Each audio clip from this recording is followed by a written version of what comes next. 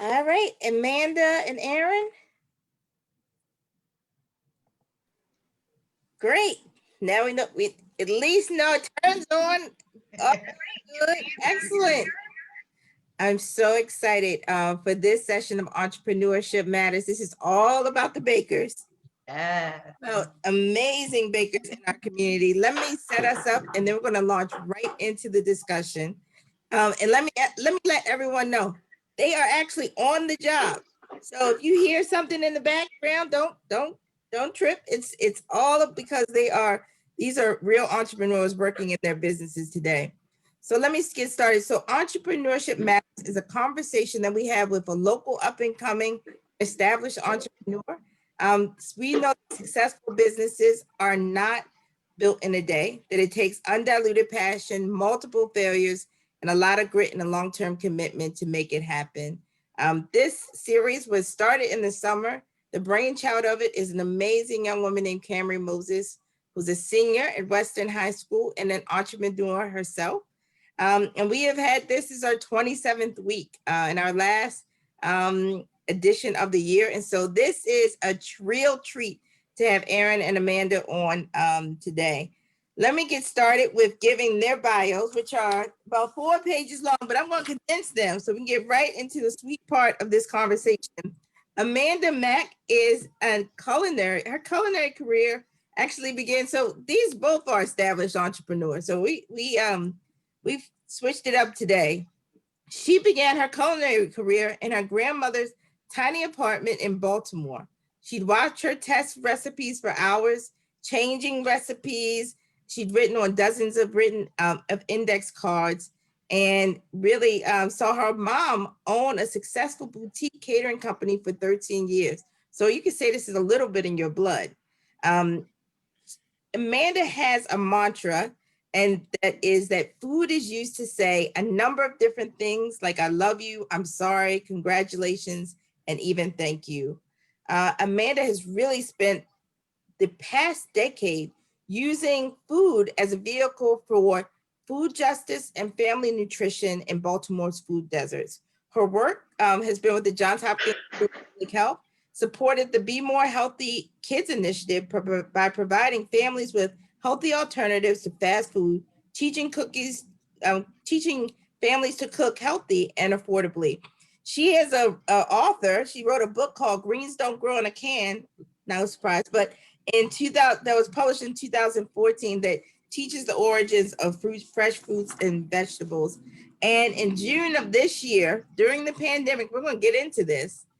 She set out to open her first brick and mortar bakery cafe, Crust by Mack, which offers fresh from scratch, seasonally inspired pastries and light bites. I hear you sell out every Saturday. So Thursday, Friday, Saturday. So we'll get into that, talk about some of your offerings. So welcome, Amanda. Thank you so much.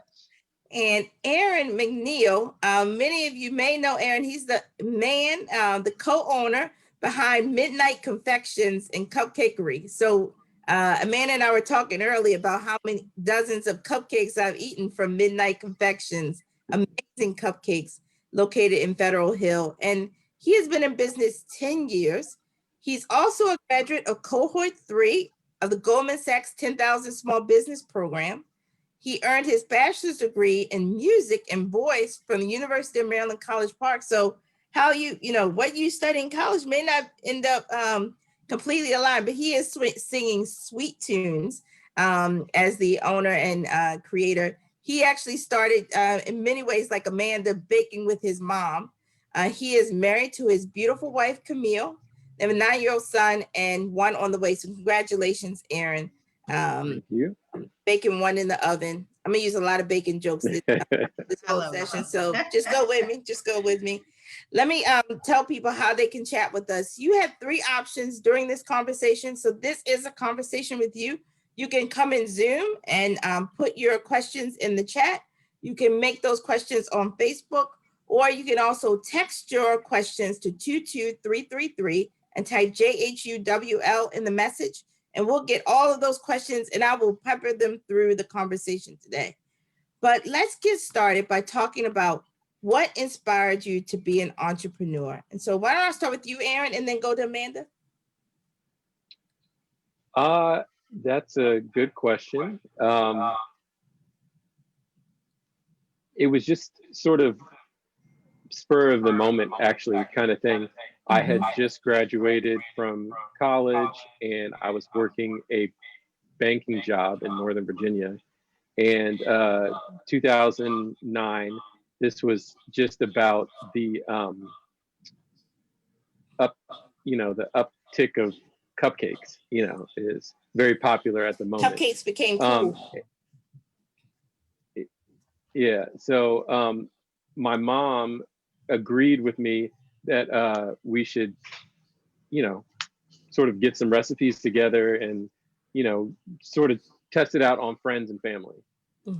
She actually did her master's thesis in business school about opening a bakery. This was back in the 80s. So, it's interesting that it comes sort of full circle there. And she's the one that got me into baking.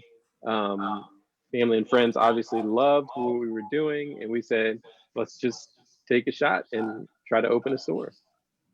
Excellent. So mom had this idea in business school, and then son graduates college. She gets you get on board. Excellent. Yeah, I mean, it was a joint decision. The recipes we created together, and we're still working together. She's in the kitchen right now. So yeah.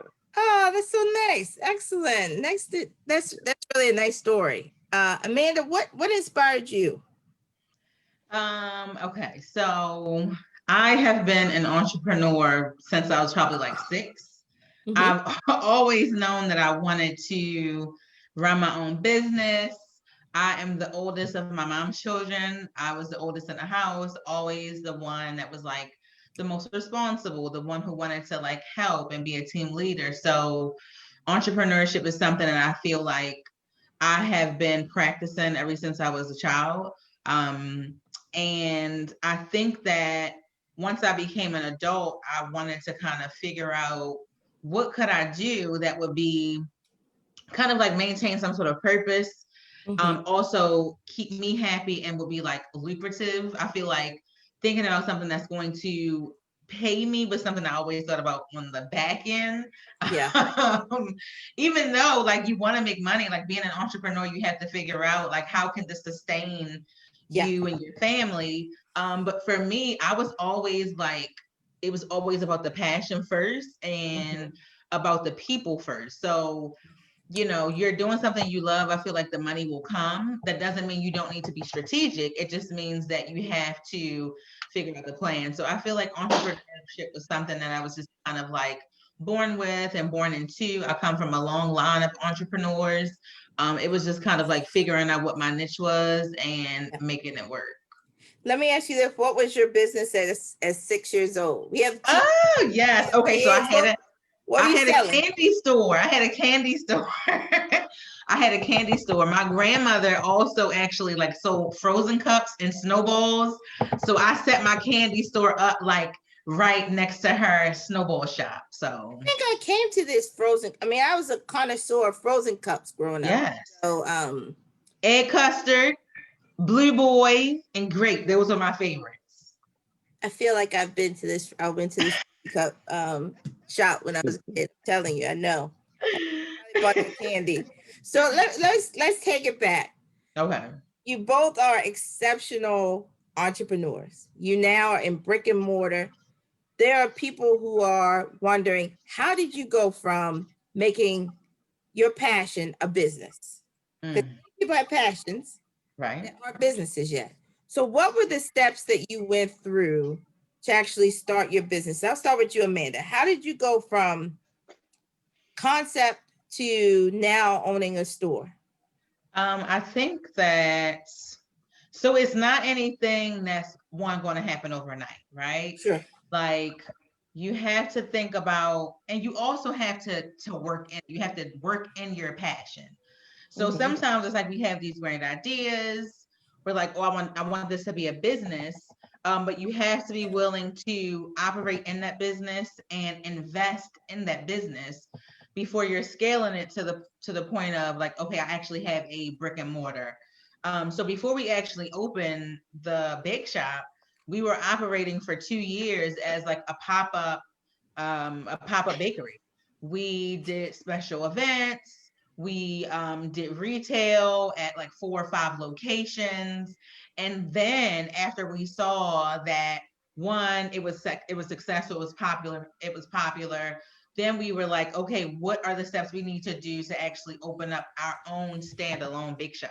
It was always something that was in my mind, but you want to kind of test your theory, test your idea, like Aaron said, getting people to try it, getting that feedback, like that is important. You don't want to rush the steps on trying your product, getting all the information you need, figuring out all those kinks before you actually go to launch, because that makes it easier once you actually open up a standalone business. So I think that the first step is definitely being patient and practicing in your business model before you're asking someone to invest in you, before you're jumping to the next stage of opening something up, practicing in your purpose and trying things out so that you can be comfortable, you can be confident. I think it starts there.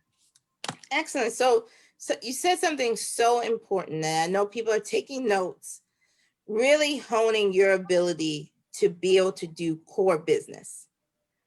Before you go and get the lawyer and probably get the real estate broker or get the accountant, really making sure your product is and letting the product drive. Excellent advice for folks. Aaron, how did you and your mom, how did you go from making things for family and friends to now having a business brick and mortar for 10 years?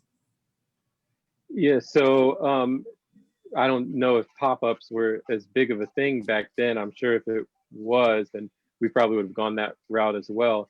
But we just decided we were going to, write out a, comprehensive business plan, something that, made sense to us and that would also make sense to anybody who was willing to fund us. And obviously that's a big part of starting a business, is having the funding to either purchase the property that you're using or renting, paying for a lease. So I would say the biggest step for us was creating that business plan. We had an angel investor from the beginning.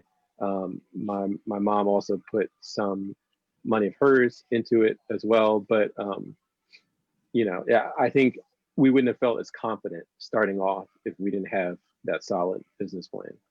Let me ask you this, and you just mentioned something. I know people are wondering, what does it mean to have an angel investor? What was that? Can you tell them what that is? That for us was actually a family member. And so that's different than, obviously going to a bank. So, they still need to know what you're doing and to sort of have an idea of where you're going. But there's not as much pressure involved in the money being given to you. So I think there are different ways to structure that depending on who it is. But it's definitely more, it leaves you a little bit more comfortable than dealing with a bank. But everybody has different opportunities. So no, absolutely. And many people hear about angel investors and different types of forms of capital. So just want to make sure people understood that you might have your angel investor and your mentors and your family members and a friend that has those funds that wants to invest in your business in that way. Let's talk about your accomplishments. Both of you have accomplished amazing things. You are two rock stars in Baltimore, and I say in the country. So what has been, I'm claiming it, man. Yeah, claim it before somebody else does. What has been some of your accomplishments, and talk along your journey, right? So you have a very faceted journey to the point of where you are now. So can you talk, you probably have many, both of you have many accomplishments. So why don't I start with you, Amanda? What would you say are some of your accomplishments as an entrepreneur? I think, well, some of my accomplishments that I'm most proud of are the things that I've actually been able to do for my community, especially when I was working in food justice. Just being able to produce food and be able to feed a community with things that you actually grown, to educate them on how to prepare meals for themselves, to provide a healthier life, to like eradicate some of those generational illnesses like diabetes and high blood pressure and things like that. Like nutrition education really allowed me to be able to submerge myself in the community in which I grew up in and help start to change the narrative of some of those people's lives and show them that there are better things out of here. You can use government funds to lead a healthier life. So I feel like those were things that I felt most proud of when I was working in food justice. And now as a chef and a baker, actually being able to use my platform to collaborate with local entrepreneurs and brands, and to be on a level where I'm actually able to show people like, oh, these cool recipes, and talking about entrepreneurship, talking about access to funding, access to capital. I feel like those are big accomplishments to me, things that I'm able to actually reach back and help people. As far as personal accomplishments, I was most recently featured in Bon Appetit's Thanksgiving issue. And that for Wow, me, that's a I huge know. deal. I was like, that was like, Hold on, I'm was that still, your was it the apple? What was featured? I had 3 recipes featured. I Okay. had a sweet potato cake, I had some cranberry ham pies, and then I had some pecan pumpkin spice chocolate chip cookies. So that was like a huge deal for me because growing up, when I realized that I wanted to be a chef and be a baker, you're mood boarding, you're figuring out like, oh, what do I want to, where do I see myself in 5 years? And even though, and I was like, I want to be in this magazine, I want to like create these recipes. And I remember having like clips of Bon Appetit and the Big Feet all in my storyboard and my vision board. And to actually Wow. have a recipe, 3 recipes, and one of their biggest issues of the year was something that I was so proud of. So That's a that huge was it deal. for, yeah. Huge deal. And to have it on your vision board and then I to know. this year, I mean, significant. Uh, Yeah. How about you, Aaron? What have been some of your greatest accomplishments thus far? Well, a year after we opened, we were lucky enough to be named Best Cupcake in Baltimore by Baltimore Magazine. So that was something good to happen sort of right off the bat to sort of validate, Yeah. us being here. Um, in 2013, we launched a food truck, which mostly operates in the DC area, but that sort of allowed us to spread our wings a little bit, spread our reach in the area, allow us to do, different kind of things as opposed to just opening another location, in a specific spot. And then I would say in 2017, I think, we were chosen to represent this area by Starbucks. Wow. They were doing a national program where they were launching community stores in different cities throughout the country, and they wanted to partner with a local bakery. And so their choice for Baltimore was us, and that was extremely, gratifying. It was just, we were surprised, we were, happy, obviously, all that stuff. So that program ran for about a year and a half. And so hopefully we can partner with them some more in the future because we still have a good relationship with some of the people in charge over there. So that was great. Obviously, graduating the 10K SB cohort 3, that was just further education on, owning a business, Mm-hmm. all the stuff, ins and outs of it, being able to connect with other business owners who have similar problems or different problems, just, all that we can relate to each other. So that was great, especially considering my education was in music and not in business. So that was very helpful. Get to go And back to then school. obviously right. Recently was celebrating our 10-year anniversary. So that was a huge accomplishment for us. And specifically in this area in Federal Hill, we've seen a lot of businesses come and go over those 10 years. And so to have that longevity and, just personally as a, something to look up to for my son, a black male, to see his father, own and run a business for this period of time. He has no idea any of the hardships we've been through, but that's fine. He'll find out later in life when he, goes on his own way. But I'm just glad that I was able to be that, be a sort of mentor for him and someone to look up to. No, that's huge. I mean, one, the representations of what we see, what we become, and so it's so important. But both of y'all might is just rattling off. And I'm in this magazine. I'm hitting this. Best cupcake in Baltimore. Starbucks has me in their stores. I mean, y'all very funny. How amazing you both are, and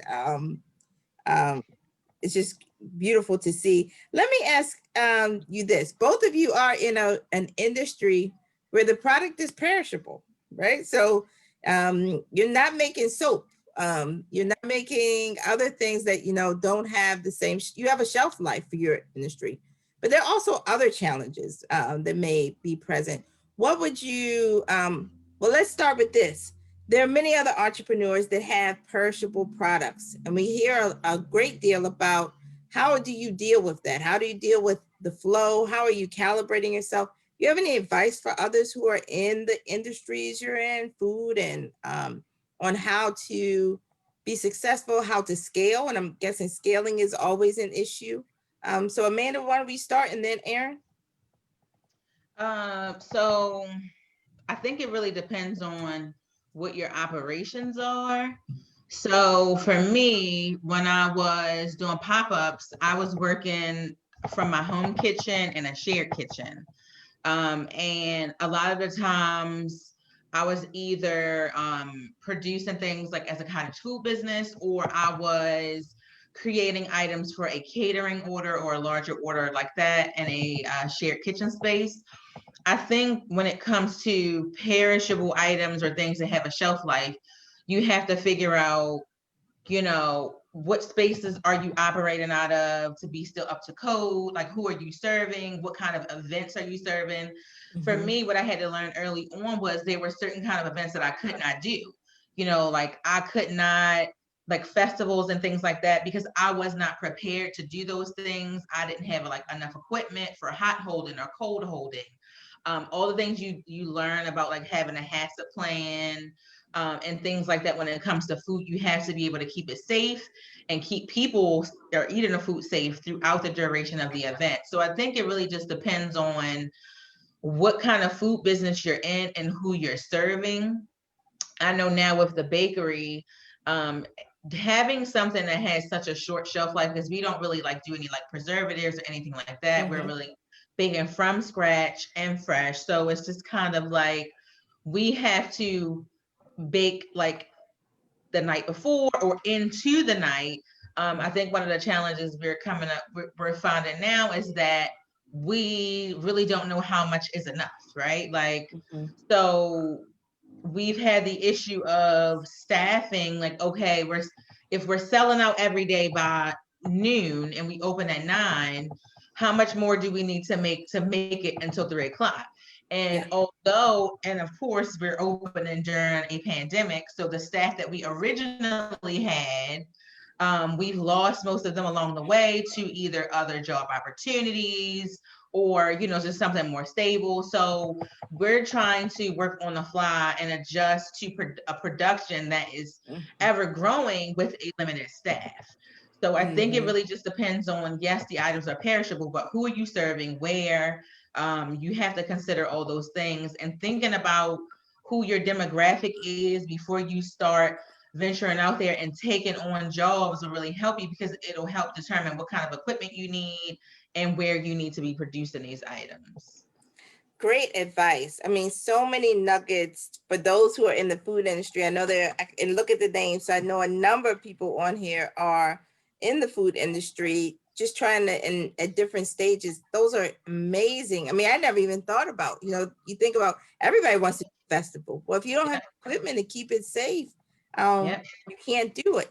How about you, Aaron? What would you say, what advice would you give for folks in sort of the I mean, I think she covered that pretty well. I mean, I would second everything that she said.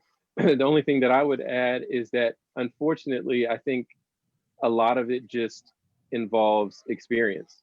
So, a lot of times you just don't know. You go into an event, or, you go into your day-to-day operations, assuming a certain amount.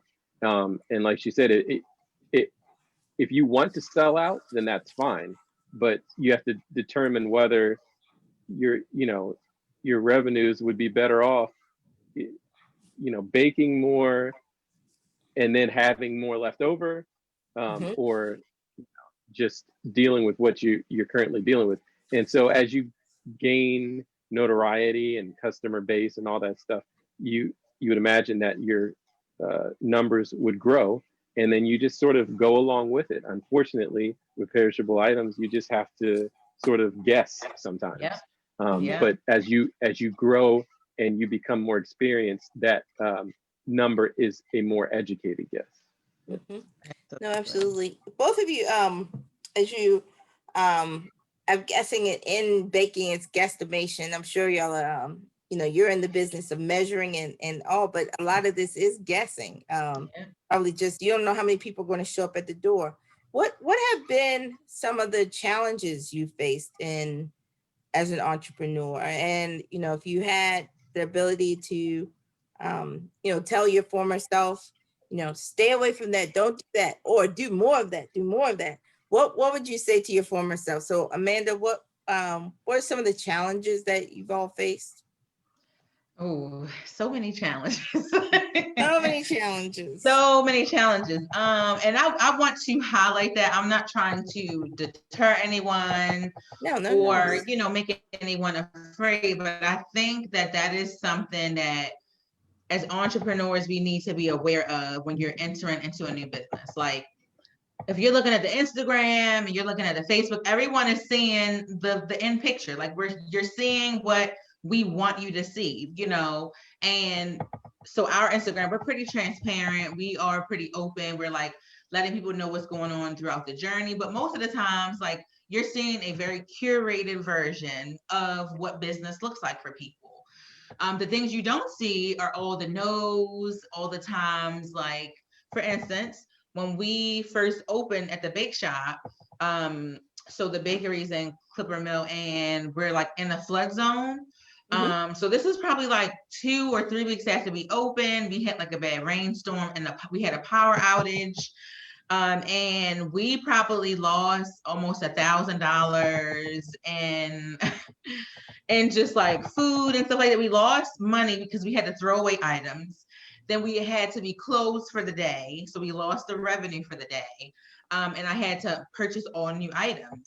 But then I had to do all of that and prep for the next day that I had to be open. So you just really have to be okay with like figuring things out, accepting the fact that you can't change these things, but you got to keep rolling with the punches. Like, there's so many things that get thrown at you when operating a business, so many things that people don't see, but you just kind of have to handle them with grace, and not get frustrated and not just think because something bad happens, it's the end. Like, you just have to have a plan for things that you don't even expect. It's funny, I was having a conversation with one of my friends who's also now at the market with me, and we talked about preparing for opening a business, like all the things you can think about. But there are things that happen that you can't even imagine, like issues with payroll or issues with staffing, people being hired, they work one day and then they don't show up the next day, and who's doing their work. Like it's so many things that come with actually running a business when you can't do all of the roles, you can't do every single job. So you have to figure out a way to pivot and a way to still show up for your business in a professional way.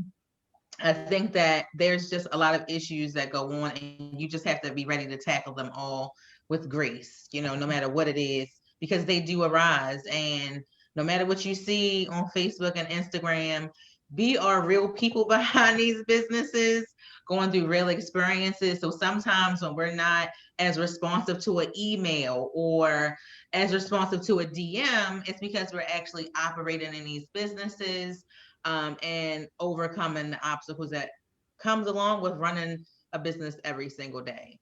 So I'm sorry, I think I got off track of your question. I was going No.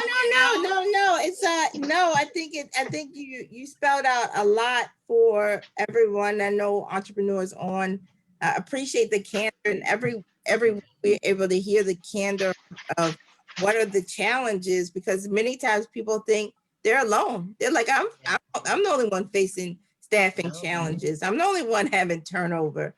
So that's a real things that people can relate to. What about you, Aaron? What would you say have been some of the challenges over the course of your 10 years?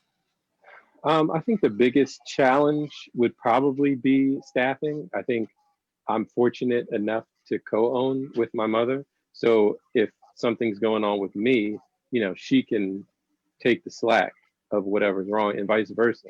I'm not sure if, I think Amanda has a lot of family support as well, but, you know, it helps a lot, especially when, like she mentioned, you know, you could hire somebody and they show up for a week and then just not show up, not call, not say anything, not respond to any messages. Ghost. Exactly. Completely And ghost. so I think that's the biggest problem in retail specifically, because, you know, you're not generally having salaried positions, or even if you are, they're not, you know, obviously, you know, $80,000 to $100,000 a year, you know, so you got to work within your means, but constantly over, you know, the turnover in staffing could be a big challenge when you're trying to move forward and not have your hands in so many pots. Yeah. So. No, absolutely. I mean, great nuggets for people to chew on. You see how I did that, bakery? Okay, y'all not going. Okay, let me get to this question. What is so typically on every edition we have some folks who sit at some pretty influential tables in the country and in our city. Everyone from Oprah to Jeff Bezos to policymakers. So y'all didn't laugh. Y'all think this? I mean, yeah, we do have them every week. What would you say to them? You know, they have an ability. They sit on platforms. Even those of us who are consumers, like, how can we support businesses like yours? How can we make sure, at a policy level, at an individual level, that we're ensuring that Crushed by Mack is, you know, all over the city? You know, Clipper Mill, East Baltimore, West Baltimore, California. How can we make sure Midnight Confections, you know, Baltimore, DC, Virginia, up and down the East Coast, West Coast, Dubai? So how do we support your businesses and the growth of your businesses during this time? I'm gonna start with Amanda and then Aaron. I feel like sharing our stories, you know, being intentional about shopping habits and spending. Sometimes, like, we're, as consumers, we're just so used to like convenience and being able to get things on demand. And I just really I think COVID has done two things. it's done either or. One, it has brought people closer to like small businesses. It's made people more connected, more compassionate about the obstacles we face and the challenges we face. And then on the other hand, what it's done is create a sense of convenience for people that I think places a lot of pressure on smaller scale businesses, like that whole like ordering on the go or delivery, things that as a small business you're trying to get up to scale. So some people have been a little impatient where others have been completely understanding. I think that what I would say to someone like Oprah is just sharing your stories and using your platform to educate consumers about the importance of shopping small. Small business was just that, small business where communities used to come together and intentionally shop at the places where they grew up, the places they lived, the places they could frequent often, because they knew the value of investing back into small businesses. And I feel like somewhere along the way, we've lost that concept and just have started shopping based on convenience. So just coming back to reality and realizing that one, we are real people behind these brands, especially those who try to partner with other organizations and other brands, to give back to the communities. So just being intentional about shopping, spreading the word, buying a gift card, sending a friend. Those are all things that help to sustain us and keep us going. Just sharing the word, sharing our voices, sharing our messages, and just supporting small and shopping local. Excellent. How about you, Aaron? What would you say? We have Jeff Bezos, we have Oprah, we have Kevin Johnson. So I'm giving you the CEO of Starbucks as well. So what would you say to all those folks in the ways that they can help like yours thrive and grow? Yeah, I think to second Amanda, the exposure is the biggest thing. People respond to their opinions, and who they get behind. Obviously, they need to have good reason to get behind them, but if they, learn about some of these businesses and the owners, they can easily get behind this. And I think also, if they could follow in the Goldman Sachs 10,000 small business footsteps, programs like that are extremely helpful for small businesses, especially when you talk about the legislation and all the stuff that happens on Capitol Hill. They're very helpful and proactive about that stuff. Absolutely. Let me I'm gonna start with you, Aaron, this time, and then I'll get to people want your recipes, but I'm not gonna ask you to give your recipes. They want to know what is the process you go through in creating your recipes for your baked goods. You have a signature taste, and that's why I think y'all are going to be. I mean, of course, you're in Baltimore and DC and move. That's why I think your taste is going to be like Coca-Cola signature taste. If all you have to do is eat your cupcakes, eat any of your confections, you've had something by your two businesses. So how do you go about making those recipes? What is going into it? Aaron, what would you say? Personally, for us, it's we have based everything that we created off of our tastes, being my mother and I. So basically, if we don't like it, then we're not going to do it. But if we like it, then it's good. So we go by that. But we also, I think we have a keen eye because we've been doing it for a while for other recipes. So we're able to sort of see a good recipe and adjust it to how we think it would best be made. And that's pretty much how we go about it. We make those small adjustments in other recipes, and knowing, with our history of baking, we said, this would be good in it, or that would be good in it, or maybe we shouldn't add this, so on and so forth. So that's pretty much how we go about it. And what was your first cupcake? Was it the vanilla or was it the red velvet? What was your first? Yeah, it was the vanilla, because basically, if you've got if you've got that down, you're able to, sort of branch off from that pretty easily. Now that vanilla and the icing, The icing. Woo! it'll make you preach a word. It'll make you preach a whole Yep. word. No, Amanda, what goes into your creating your recipes? Don't give them your recipes, but I mean, you did give them out. You gave them out Bon Appetit. I gave out some. I did. I So did. what's the process for creating your recipes? So a lot of, I'm like one of those people that is big on like storytelling. I'm really big on just like communion, and so is my family. We're all used to just kind of like getting together, collaborating on some things, just throwing some stuff in a pot, seeing how it comes out. Like with baking, you have to be very specific though, because everything is super temperamental. You have to have exact measurements. But everything is usually always inspired by a story, by a moment, by a memory of my childhood. Like Erin said, it's something that I like. I'm not going to put anything on my menu that I would not eat or feed to my family. And not to say that means it doesn't taste good. I just want to be passionate about what I'm creating. And the only way for me to do that is making something that I actually love. So like the biscuits we make are inspired by my grandmother. My mom, she's inspired the Be More Crust, the crab dip hand pies. Just the other day, and we're of those. A lot. I do, yeah. I know. And we're very like family forward. So most of the staff is my family.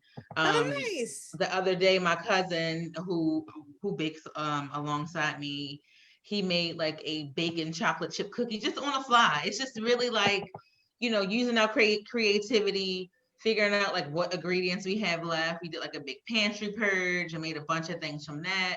So I think it's just about being creative, knowing like the base of a recipe, like Erin said, like figuring out what your baselines are and then getting creative from that.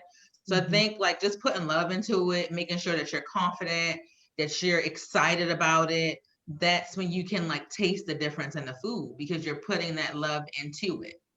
Yeah, no, absolutely. And someone posed this question, what are your plans for staying relevant and involving your businesses? So I know that how you start is typically not how you continue. And both of you even have talked about during this conversation evolving, but what are your plans? How are you staying relevant during this time and evolving your businesses? And certainly, I mean, Amanda, you started in COVID.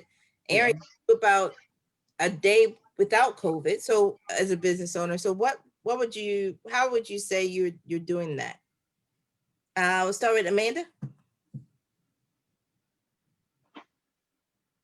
Uh-oh, did Amanda freeze? Okay, we're gonna go with you, Erin. We're gonna Okay. Connection. Yeah, no problem. Definitely the ordering apps. So we use a lot more Grubhub and Postmates. And, we've tried to just get more out there on social media so that people are aware of what we're doing, the fact that we're still open, the fact that, you can get orders individually packaged as opposed to, the normal way that people would consume them. So I think just staying on top of where we are, as a society, just sort of going with the flow, creating some new products, and yeah, I think that's the biggest thing recently for us is I've gone on a keto journey, and I know it's big now. So, staying there has, I think, sort of given me a boost in this COVID time, so that we also give people the option, sort of like Amanda was talking about, as far as being health conscious. We've got cupcakes. We love cupcakes. I eat the cupcakes, but we've also got the keto cupcakes, keto cookies, for people who are being more, or if they're diabetic, the gluten free, all that stuff plays into how we move forward. Yeah. Excellent, excellent. Amanda, how are you evolving? How are you? I'm so glad you're back. I was sweating a little bit. I'm here. Sorry. Like I was in the bakery. Get that? Get, I like see. that, like that. But how have you been evolving? I think, well, a few ways. We have since we've been open, we've offered, gluten-free, vegan options. Although every time we have something gluten-free or vegan, people are like, I don't want that. I don't want that. So we went from having a whole bunch to scaling it down, and now we're doing it by like special order. So we'll also like just feature some gluten-free and vegan. But I think as far as evolution goes, for me, I try to focus on what our goals are and less about the trends that are happening, because those are things that are ever changing. I feel that if I'm staying true to because we're very like cause based, so we try to like right now we're working with the Cherry Hill Urban Community Garden. Great, yeah. We're raising Black funds Yield? for the to help open the grocery store. So baking is only one aspect of our business, so we're constantly baking, but we're also trying to figure out like how we can help support other brands and businesses, and help just collaborate with others who are working in food justice. I feel like that kind of always keeps us relevant and up with the times, because we're trying to pour into organizations and causes that are happening right now in the community. Absolutely. Someone asked that we're getting a number of questions in, and I saw a real good one I want to answer. You're not supposed to be looking at the. I know. Look, I already got in trouble. I'm not going to say nothing. You can't take my whole job. Okay, so this is the question. You both touched on the obstacles you face as entrepreneurs, and I thank you for your transparency. Often struggling as a solo entrepreneur feels very isolating, especially when you look at social media to promote products, but start comparing yourself to other brands. What stops you from playing the comparison game? And what motivates you to keep going despite the issues that come along? Somebody is deep. I mean, they are deep. This is a great question. That's a great question. How do you, what stops you from playing that comparison game? And it is a game. And motivates you to keep going despite the issues that come along. Is this the one? Is this the question you looked at? I saw that this wasn't the one, but this is a great one. I didn't see this one. Okay, go ahead. You start with it. Okay. Aaron. This is a great question, because before I actually decided to venture off and do my own thing, I was managing a bakery cafe in Reservoir Hill, and I was following just a lot of people on Instagram who, I looked up to, I aspired to be like, and I would take photos of my stuff and then be like, oh my gosh, I can't post this because it looks nothing like this person's work, right? But what you do, because you have to realize you're starting at a different point, and they're not showing you where they were when they started. You're only seeing the finished product of where they are today, right? So do not ever compare yourself to other people, because you're on your own journey, and that's what makes you unique. If anything, when you're going to Instagram, follow people who are supportive and people who are not necessarily on the same level starting as you, but people who can add value to your journey. Especially like doing entrepreneurship, you find you can connect with a ton of people here. There are a ton of people who are doing the same thing, getting out in those groups, starting a Facebook group about the things the challenges you're facing. You'll start to realize that it's so many people out there who are just like you, who are trying to start somewhere. You just have to start, put one foot out in front of the other. If you saw some of the things I made 5 years ago, because now you can do this thing on Instagram where you archive, okay? First I was just deleting. I would go back 5 years and be like, oh my God, nobody can see this. But I posted it, and those things helped introduce me to more people to follow, to more events that were happening.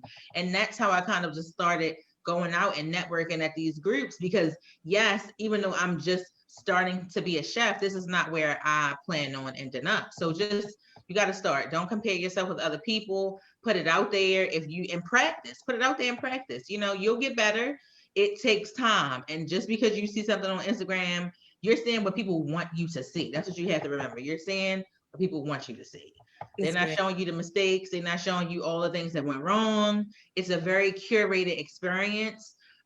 So you have to be confident in the work that you're doing and knowing that you're not going to stay there in that same place, because I surely wasn't 5 years ago. Absolutely. How about you? How do you avoid doing the comparison, Aaron? Such great nuggets. Well, yeah, I've been a proponent of the power of positive thinking for a long time. And so I feel like when we opened, there was some slight, oh, what are they doing over there? Wonder what's going on over here. But it didn't last very long, because I just said to myself, if we do what, we're supposed to do, what we are capable of doing, it doesn't matter what anybody else is doing. And so I've pretty much had that mindset almost from the beginning. And so I feel like it served me well. And then, as the years go on, you just realize that, people even in the same industry or whatever, as small business owners, you're not enemies. You can do, there are enough consumers to lift up a lot of people. It doesn't have to be just you. You're not in this alone. And I remember a couple years after we opened, there was another cupcake bakery that opened about three-quarters of a mile from us. And she came in to try our cupcakes one day, and she was like, oh yeah, I run the bakery down here. I was like, oh, okay, nice to meet you. And she said that she went to another cupcake bakery, and they wouldn't serve her because they knew who she was. And I just thought how ridiculous that was, And so I don't go around, testing out, spying on other. I'm aware. You have to be aware, but you just have to be confident in what you're doing, or else it doesn't matter. Doesn't matter. No, absolutely, absolutely. I mean, the comparison game is a losing battle. It was won. You don't know what it took for them to get there, and you don't know what's taking for them to keep. And you get to see nobody. It's like colleges. They never post the rainy days. It's all days, and that's what people do. And so you have to put it in a context. Excellent advice for folks. All right, I'm trying to figure out which, Amanda, I don't want you looking at my chat because you're going to take my question. Is your question about PPP loans? Is that one?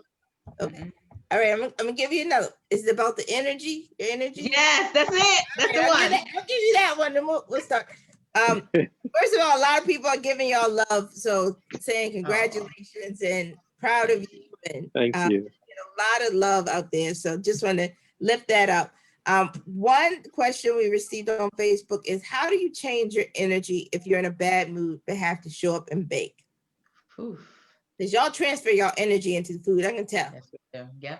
The bakers, y'all do. I mean, seriously, if y'all in a bad mood, it tastes a little different. So how do you, but y'all food always tastes great. So how do you change your energy? Amanda, what would you say? This question is great, because today it was like crazy, because I almost did not make this webinar. Yesterday. Don't say that. No, I'm serious. I'm so serious, because we found out. So on Sunday, when I was at the bakery, I had to leave early because we had to rush my grandfather to the hospital. Oh, I'm sorry. Right. We had to rush him to the hospital. So on Sunday, we found out that he wasn't doing good. And it was yesterday. Yesterday, I found out that he only had a few days to live. But this is my grandfather. So my grandmother, and mind you, this is a family-run bakery. Like most of my staff, 95% of my staff is family. My grandmother is her husband. She hasn't been to the bakery probably in the past 2 weeks because my grandfather has been in and out of the hospital. So yesterday we found out he only had a few days to live. And today I almost didn't make it because I literally just came from the hospital. Like I was Oh like my Lord. fuming Oh, because this morning they told us like he's not gonna make it through the night. So I'm just like, oh my gosh, this is not the first time this year that this has happened. We've actually, my husband, he lost both of his grandmothers within 30 days of each other. And the night he lost his grandmother one night and then showed up to the bakery the next day. I thought that I wasn't going to see him for at least a couple weeks at the bakery. He walked in, and I think it's really like for us at the bakery, like our family and our stories are so important and connected to the things that we make and how we show up for people. So I feel like just coming together, and it's the people, like it is the people that we serve that really like help us get through these tough times. yeah. I would not have been able to open, and I put it on Instagram and everything because I'm just like, listen, and you have to be honest with people. Like our energy is not going to be at the top today. Like we love y'all, we're gonna show up for y'all, but just give us a little bit of grace. Like you need to set the tone if you are going through something or experiencing something, because your customers don't know, but they deserve to understand walking into your place of business that you might not be on your A game. I might forget something, you just never know what happens. And just communicating with people goes a long way. And we have like the best customers in the world. They show up for us, they show out for us, and they're just so supportive, sending us messages all the time. So I think that understanding that the customers you serve are just as important as the things that you make. They are a major factor to the reason you are successful. That's why I always am like putting them first and am so transparent, because I understand that I would not be where I am today if it wasn't for them. So that energy, you show up because you know that the people are showing up for you, right? Like, and it makes it so much easier to bake. It makes it so much easier to create, knowing that people have your back, So that I saw that question, I was like, oh my gosh, this is crazy. Like because it's happened. It's happened so many times since we've been open, when the energy was just not there. When we lost all of that money from the, power going out, no matter what has happened, I know at the end of the day, on the other side of the counter, there are people who look forward to us being open, people who, come to get our creations and actually feel something. Like we're sharing that love and we're sharing that passion. So that's something that's like, it's huge for me. You can tell when love is put in. And I was telling Aaron before we hopped on that like I inhaled so many of his cupcakes. It's so many times that I've like gone to a Starbucks and picked up, and they can't keep them. They couldn't keep them at the Starbucks. Nope, that vanilla one is gone. Oh my gosh. And that double chocolate. But it's like one of those things. Food is just something like, sharing it with other people just puts you in such a great space. And that energy, you can feel it. You can feel that energy that you put into the food. So I think just kind of like checking yourself, knowing that what your boundaries are, but being open and communicating with people on the other end, like, listen, because you're a real person. You're not a machine, and people understand that. We just have to respect the customer and know that they are here to support us and they've got our back. Well, I'm glad to see you, and we will be praying for your grandpa. Thank you. His name is Earl. Earl Roy. Roy. We'll pray for Earl by name. And you have our hearts are with you. Thank you. How about you, Aaron? How do you keep the? Oh, you're on mute too. But how do you keep the energy? How do you change your energy if you're in a bad mood? Well, that's hard. That was hard to follow. I mean, but you can ask my wife, like she stresses enough for the both of us. So I try not to. So I just like, and for a lot of people, baking is a stress reliever. So I just feel like even if I am in not the best mood, once I start in the kitchen, all that sort of goes away. And any extreme situations, I just like to sit back, sort of reflect, think about, like she said, like how much the customers enjoy this, and just thank God that I'm in the position to offer this to them. So like I said, once I'm baking, it's sort of just natural. Maybe that's why all the cupcakes are good, because I'm just naturally putting love into Y'all them. making the best I stuff. do. I Y'all love it. making the I do. I best love thing. it. Let me get you to tell people how they can follow you, how they can come see you, how they can order from you. And then I have one final question before I wrap up. So Amanda, how do people get in purchase from you? How they get in contact with you? So you can follow us on Instagram at Crust by Mack. Our website is crustbymack.com. And next week, we'll be offering online ordering and same day pickup. It'll be at shopcrustbymack.com. And your business is located where? 3300 Clipper Mill Road, right inside of Whitehall Market. Excellent. Aaron, how can people get in contact with you?